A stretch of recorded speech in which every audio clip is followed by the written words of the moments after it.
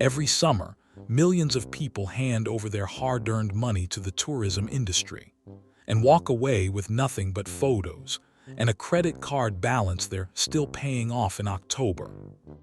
A smaller group hands over roughly the same amount of money and walks away with monthly income. The difference between those two groups isn't luck. It isn't a finance degree. It isn't even how much money they started with. It's what side of the velvet rope they decided to stand on. You've done it. Maybe you're planning it right now, scanning flights, comparing hotels, mentally calculating how much you can afford to spend on a trip you haven't even booked yet. And here's the thing, that feeling is real. Neuroscientists call it anticipatory reward. Your brain releases dopamine not when you arrive at the destination, but when you plan the trip, the spreadsheet, the Google Maps pins, the maybe we could add one more night. The tourism industry didn't just notice this. They built an $11 trillion machine designed specifically to catch your brain in that dopamine window and extract maximum spending before your rational thinking has a chance to intervene. 11 trillion every year, and the vast majority of the people who fund that number own exactly 0% of it. What I'm going to show you in the next few minutes is the financial architecture that sits behind every vacation you've ever taken, and why the way most people relate to travel is quietly eliminating any realistic shot at building wealth from it.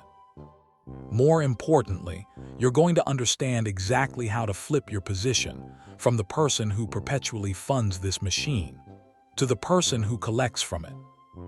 And I'm not talking about becoming a landlord who answers midnight messages about broken air conditioning.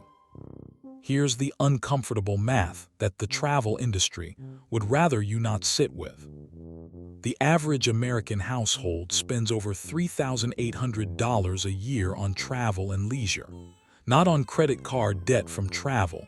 That's just the out-of-pocket number. Add the balances that quietly compound on hotel credit cards with sign-up bonuses that felt like a deal. And every single dollar of that spending lands directly in the income statements of companies you've never owned a share of.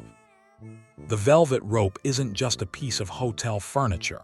It separates two fundamentally different financial experiences: the people who pay for the room and the people who own the building.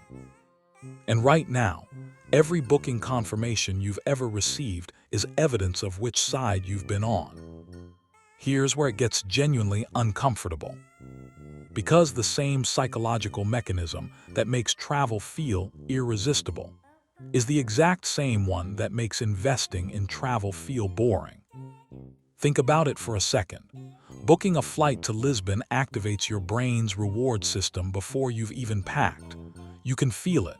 It's warm, it's electric. It's worth spending an hour researching the best neighborhood to stay in. Buying shares in a hospitality company feels clinical, cold, like homework you never signed up for. Behavioral economists have a name for this: present bias. The brain assigns enormous, almost irrational value to experiences it can see, feel, and smell, and assigns almost nothing to future income streams that exist only as numbers on a screen. And here's the part that sounds almost too on the nose. Your brain didn't develop this wiring in a boardroom. It developed on a savanna 200,000 years ago, where waiting frequently meant dying. Your prehistoric ancestors who hesitated, who delayed gratification while the rest of the tribe moved, didn't survive long enough to pass on that habit. So your brain came pre-installed with a deep, biological preference for now over later. That's not a character flaw. That's a survival mechanism. It's also, in the context of wealth building, one of the most expensive software bugs a human being can run on. And this is where the whole thing becomes almost poetic. Because if you love to travel, you already understand exactly why tourism investments work. You've been in a hotel at 100% occupancy during spring break. You've watched beachside rental prices triple in peak season. You've tried to book a popular tour in a city and found out it's sold out 6 weeks in advance. You didn't just read that data, you paid for it. Your wallet felt it in real time. What you didn't do was connect that experience to an investment thesis. The global tourism market is projected to hit nearly $1.5 trillion by 2030, driven by structural forces that aren't going anywhere. An expanding middle class in Southeast Asia booking their first international trips, a short-term rental market that keeps reshaping what accommodation even means, and an aging population with both the savings and the motivation to use them aggressively on experiences before they can. Meanwhile, the average person's exposure to this entire sector is exactly zero. They have streaming subscriptions, they have gym memberships, they have savings accounts earning 0.01% interest.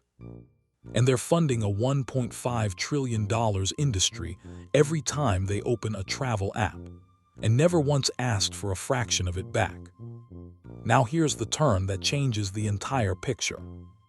The mistake most people make when they hear this for the first time is thinking, I need to buy a vacation property. That they need to become a short-term rental host, taking photos in natural light and responding to guest questions at 11 p.m. about where the extra towels are. That's not what I'm describing. There's an entire spectrum of entry points into tourism investing, and most of them require no properties, no guests, and no broken dishwashers to deal with. On one end, hospitality REITs, real estate investment trusts that own portfolios of hotels, resorts, and extended stay properties across the country. You buy shares through any brokerage. You receive dividends generated by the nightly rates of thousands of guests who are checking in and checking out every single night while you sleep. On the other end, travel platform stocks, experiential tourism companies, and sector ETFs that spread your exposure across the entire supply chain of the industry. Booking engines, airlines, cruise lines, rental software. The vehicle matters less than the shift in how you see yourself in relation to this industry. Right now, most people have a one-way relationship with tourism. Money goes in, nothing comes out. Every trip is a fresh transaction that ends with a depleted balance and a Tuesday morning return flight. The velvet rope, this whole time, hasn't been keeping you from the pool. It's been keeping you from the income statement. The harder truth underneath all of this is compounding. Compound growth has no patience for people who decide to start later. Every year you spend funding someone else's hotel portfolio, instead of building even minimal exposure to the sector, is a year of compounding that permanently belongs to whoever made a different decision earlier. And the machine keeps running whether you're part of it or not. Occupancy rates in top U.S. travel markets hit records last year. Short-term rental revenue keeps climbing. International arrivals are up globally even as economic headwinds push back. The tourism industry is not waiting for you to figure this out. I know what the voice in the back of your head is saying right now. I barely have anything to invest. Tourism stocks feel like a luxury for people who have already made it. That thought is real. I'm not dismissing it. But I want you to notice something. That thought sounds almost exactly like what present bias sounds like when it's trying to defend itself. Because the amount most people spend on travel every year, even a fraction of it, would be enough to begin building meaningful exposure to the sector they're already subsidizing. This isn't about having more money. It's about deciding which direction it moves. Here's the reframe that lands like cold water. Stop thinking about vacation spending and travel investing as two separate categories that exist in different parts of your financial life. The person who books a beach resort and the person who holds shares in a hospitality REIT are both participating in the same industry, but their emotional relationship with it is inverted. The tourist feels wealthy for a week and then opens their banking app. The investor feels nothing during peak booking season until the quarterly dividend hits. One experience is immediate, loud, dopamine-soaked, and over by Sunday evening. The other is quiet, slow, and compounding. Your brain will always prefer the first one. That's not weakness. That's biology. You were literally built for it. But the people who end up on the collecting side of the velvet rope figured out one thing your brain doesn't want to admit. The room that feels like a reward now is the room somebody else gets paid for. The lobby hasn't changed. The hotels are still full. The tours are still selling out. People are still booking 2 weeks somewhere warm and calling it a reward for surviving another year. But now you see something different when you look at that lobby.